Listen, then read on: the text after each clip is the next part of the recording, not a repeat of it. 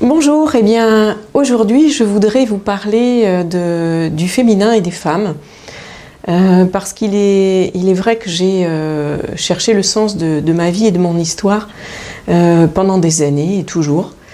Voilà 25 ans que je suis sur le terrain pour accompagner des êtres et comme je le dis souvent, plus qu'offrir ce que nous savons, ce qui me semble indispensable, c'est offrir ce que nous sommes. Et donc au-delà de chercher le sens de la vie, j'ai essayé de découvrir ce que c'était qu'être une femme et comment ce féminin pouvait se manifester en moi. Je me suis inspirée évidemment de mon histoire, de ce qui semblait être porteur ou un petit peu plus invalidant. Je me suis informée aussi et j'ai rencontré des femmes qui portaient ce féminin rayonnant et manifeste, que ce soit Ama, que ce soit des femmes en chemin, mais que ce soit Marie-Madeleine aussi, à travers, au-delà de l'icône, cet éternel féminin, ce féminin réunifié que pour moi elle symbolise.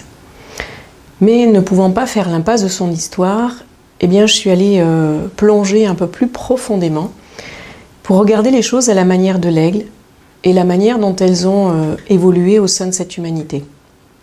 J'ai découvert en effet que cet éternel féminin a été honoré et célébré pendant des millénaires par une déesse mère féconde, fertile, à l'origine de toute forme de vie, dans sa capacité de création, son côté nourricier. Et de fait, la nature est l'émanation de cette déesse mère ou de cette déesse cosmique, tout autant que les femmes. Autant on peut voir au niveau de la nature les saisons et un cycle des saisons, on peut le retrouver aussi à l'intérieur des femmes et de leur histoire. Du coup, la nature est aussi également très très inspirante.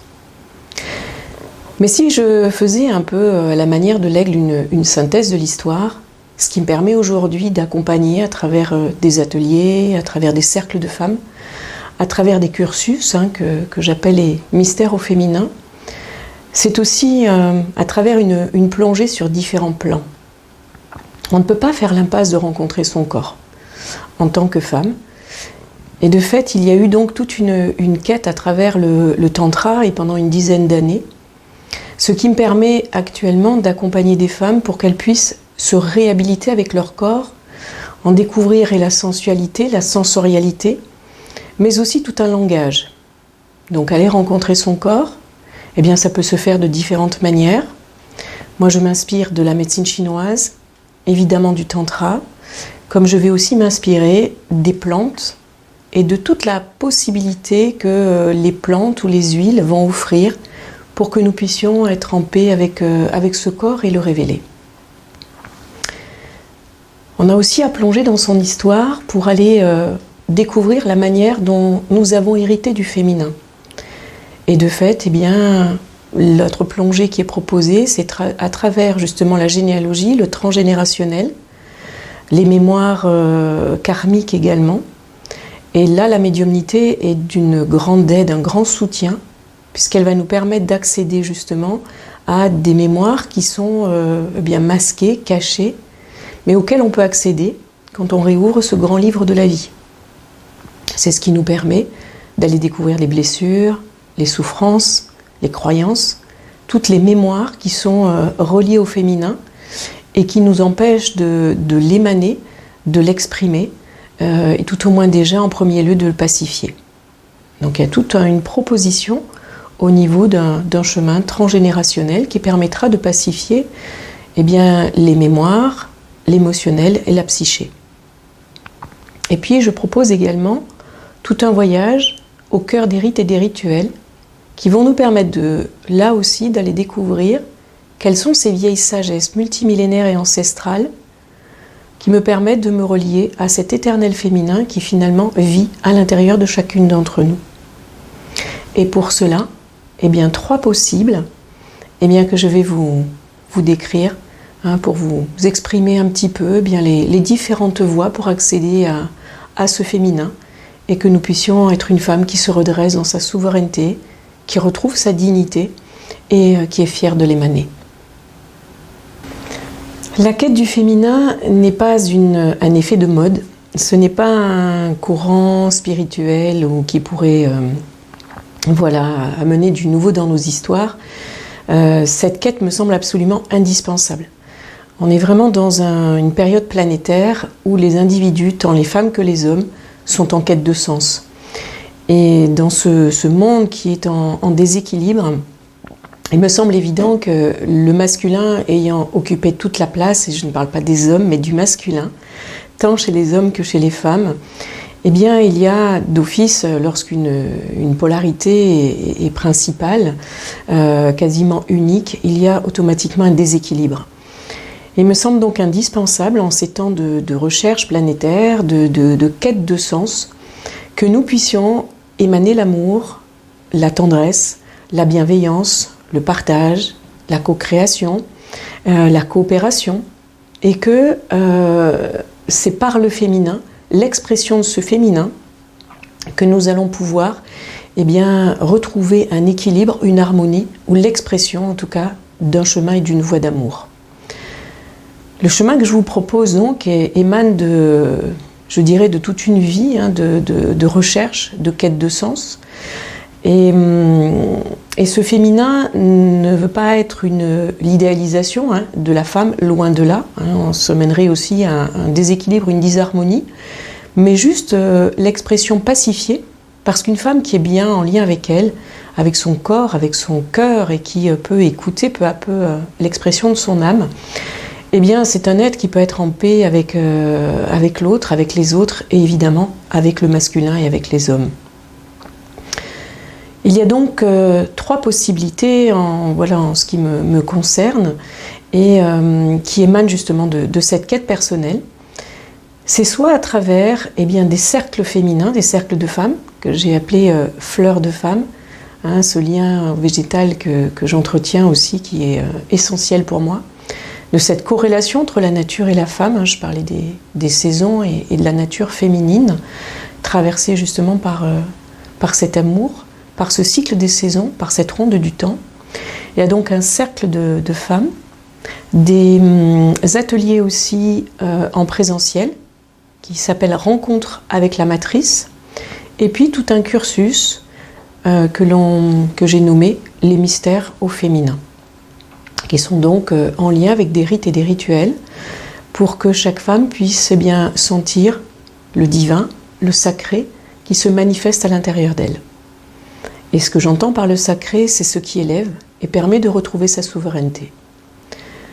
Donc les ateliers qui sont en présentiel ou les cercles de fleurs de femmes, ce sont des ateliers qui proposent une rencontre du féminin à travers son authenticité, sa bienveillance. Et quoi de mieux lorsque nous sommes en lien avec d'autres femmes, où bien la bienveillance est là en primeur, j'ai envie de dire. D'autres femmes qui peuvent s'autoriser à être qui elles sont, s'exprimant dans la singularité, sans qu'il n'y ait de jugement aucun, mais bien au contraire, des bras qui peuvent s'ouvrir pour qu'ensemble on puisse rêver, qu'on puisse partager, traverser, et s'étreindre à la fois de ce chemin de courage et d'humilité à la rencontre de soi. Dans les cercles de femmes ou ces rencontres avec la matrice, il me semble essentiel de revenir sur un point, c'est celui de la matrice. On a longtemps considéré que le périnée des femmes est un ensemble de muscles, et uniquement un ensemble de muscles. Que la matrice était peut-être cet espace ou cette cuvette qui est digne d'intérêt lorsque il y a un désagrément, peut-être une grossesse. Parfois, lorsque une femme commence à s'intéresser à son cycle, à ses lunes. Mais en dehors de cela, je crois vraiment qu'on est passé à côté de grands messages que portent les vieilles civilisations et qui transmettent en effet que le périnée est véritablement une antenne tout à fait particulière qui nous connecte à l'énergie de la mère-terre, et que la matrice est loin d'être simplement une cuvette, mais tout un réceptacle d'informations porteuses de sagesse, mais qui, lorsque nous y sommes reliés, nous permet de nous sentir en lien avec une sécurité intérieure, nous conférant une assise. Et pour moi, il est indispensable que les femmes puissent se relier à leur matrice en redécouvrir les potentiels, en redécouvrir les compétences.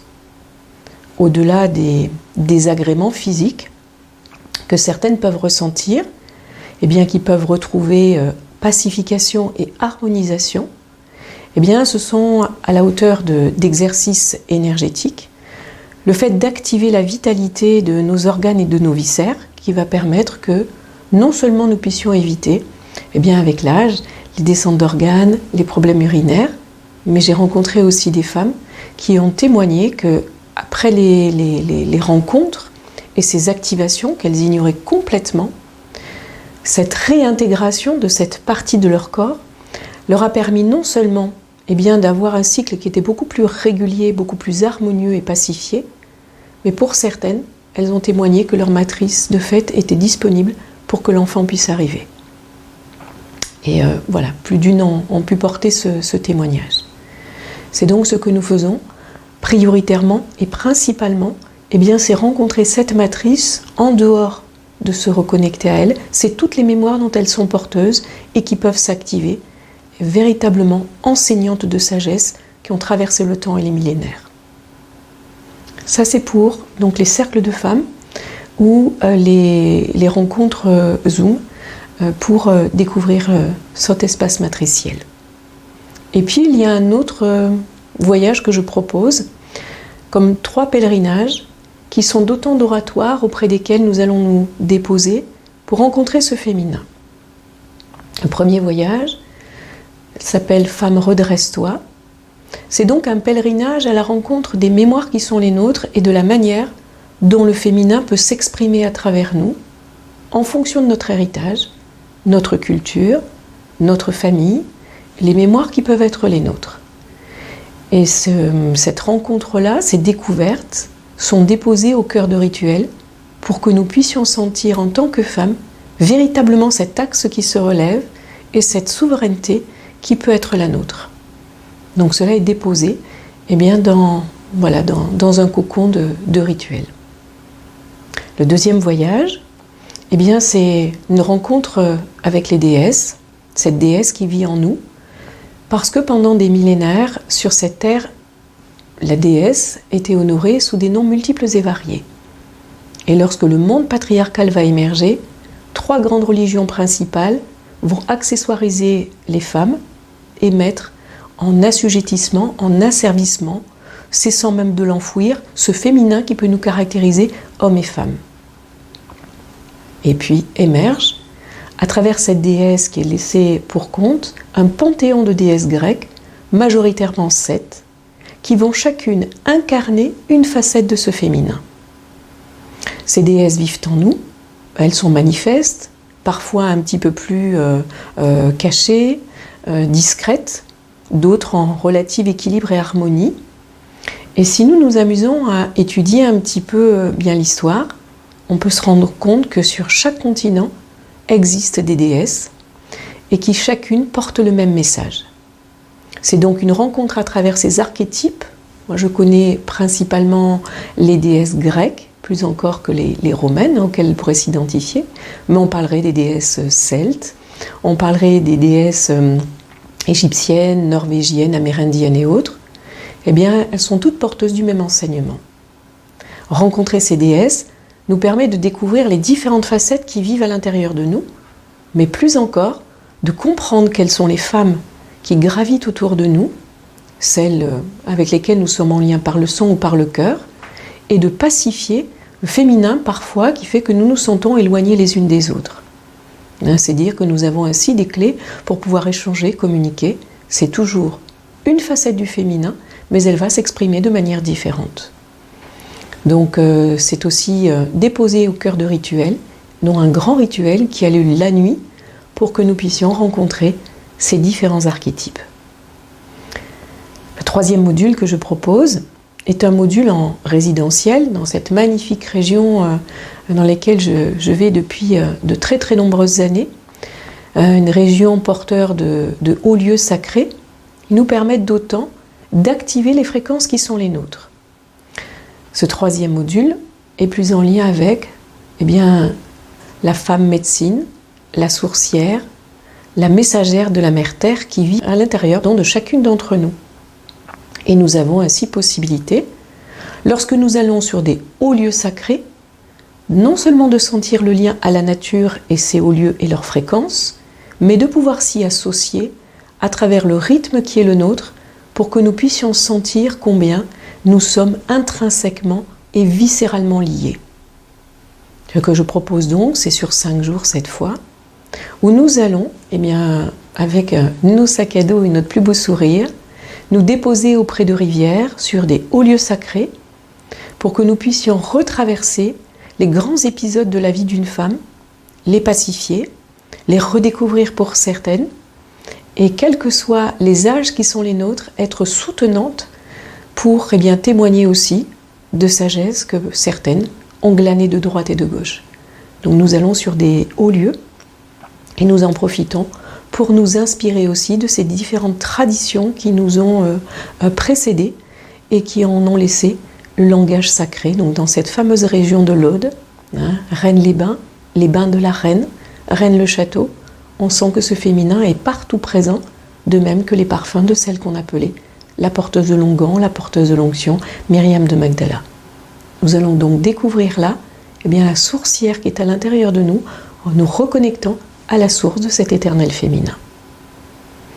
Un autre module, c'est le lien à la sensualité et la sexualité, pour que nous puissions activer ces fréquences qui sont à l'intérieur de nous, inspirées bien évidemment d'un chemin personnel et de traverser à la rencontre de qui je suis, sur le chemin du Tantra par exemple, pour que nous puissions activer ces fréquences que nous portons dans notre ventre et que nous puissions nous sentir prêtresses en lien avec le ciel, en lien avec la terre, mais sentant cette énergie, cette vibration qui nous traverse pour qu'elle puisse nous permettre d'activer les compétences d'âme qui sont les nôtres.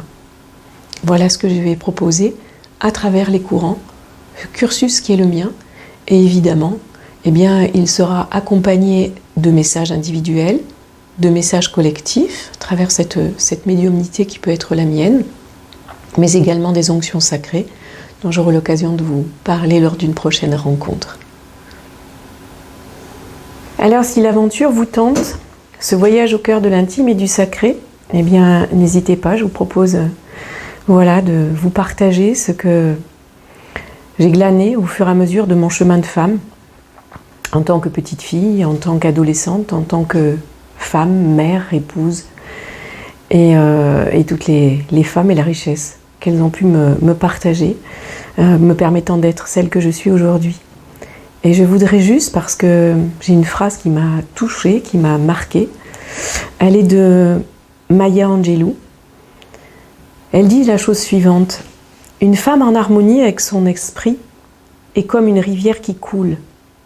Elle va où elle veut, sans prétention, et arrive à destination, préparée à être elle-même et seulement elle-même.